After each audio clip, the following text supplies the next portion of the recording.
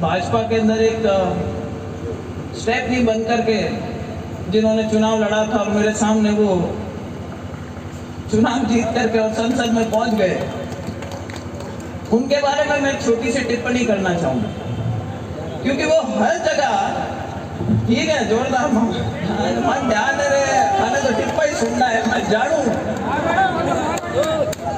देखो मुझे बड़ा बुरा लगा आज सुन करके। आज सुबह किसी ने मुझे एक वीडियो भेजा जिसमें टीवी इंटरव्यू के अंदर माननीय सांसद महोदय ने कहा है कौन मिलता क्या मिलता, कहाँ से चुनाव जीते, कहाँ धरना दिया, कहाँ प्रदर्शन किया, जैसी उनकी एक शैली है जिसमें वो बात किया करते हैं।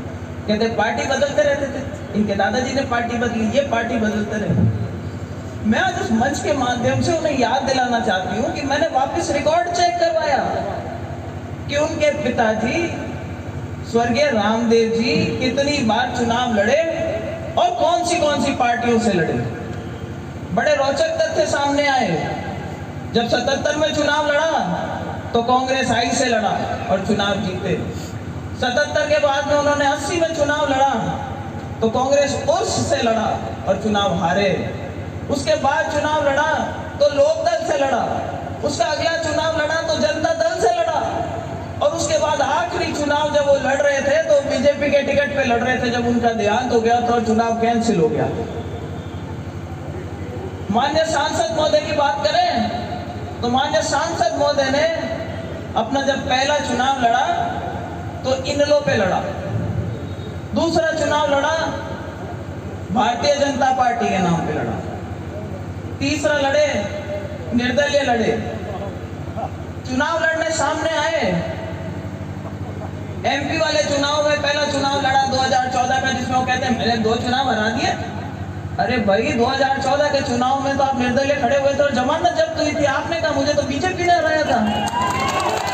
और फिर बोले दूसरा चुनाव एक और हराया। भाई साहब 2019 में अगर आप ये टाइल्डे का सिंबल नहीं लेकर के आते और इस बीजेपी की स्टेप नहीं बनते तो वापस वही घोड़ा और वही मैदान वापस आ जाओ, चुनाव लड़ लेंगे। तो अनर्गल ऐसी हल्की बात करना शोभा नहीं देता। वो जो है वो वीरों की भूमि है, वीरांगनाओं की भूमि है, तपोभूमि है, और यहां से नेतागिरी के अंदर अगर कोई कहे तो राजनीति की जो धुरी है राजस्थान में वह नागौर में शुरू है। जो आवाज यहाँ उठती है वो पूरे राजस्थान में जाती है, पूरे राजस्थान में हवा बदलती है।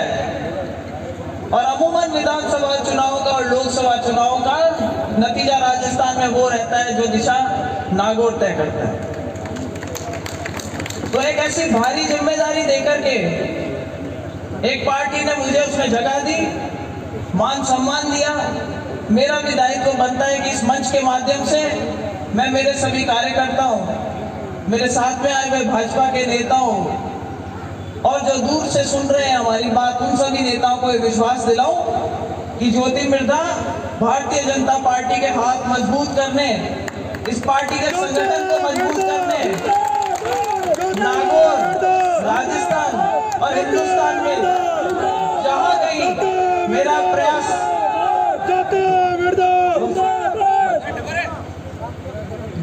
भी मेरा प्रयास मैं कर सकूंगी जरूर करूंगी। और मुझे गर्व है आज इस पार्टी का हिस्सा बनने में। मुझे गर्व होता है यहाँ से भारत माता की जय बोलवाने में। मुझे गर्व होता है ये कहने में कि मैं उस पार्टी का हिस्सा बनी हूँ जिसने राष्ट्रवाद का जो एक नया नारा दिया था, जिससे आज हमारे युवाओं में, साथियों में, बड़े बुजुर्गों में, सब में जोश देखने को मिलता है। मेरी परिस्थितियां कुछ और थी। नागौर में किसी से छानी नहीं है और नागौर शहर ने तो मुझे फिर भी जीत दिला करके भेजा था, उसके लिए मैं अभी भी आभारी हूँ। अब सब ज्यादा खुश होते हैं कि भाई पार्टी में सही में आ गए, अब की बार जोरदार बचेट ठोकेंगे। लेकिन मैं ये कहना चाहती हूँ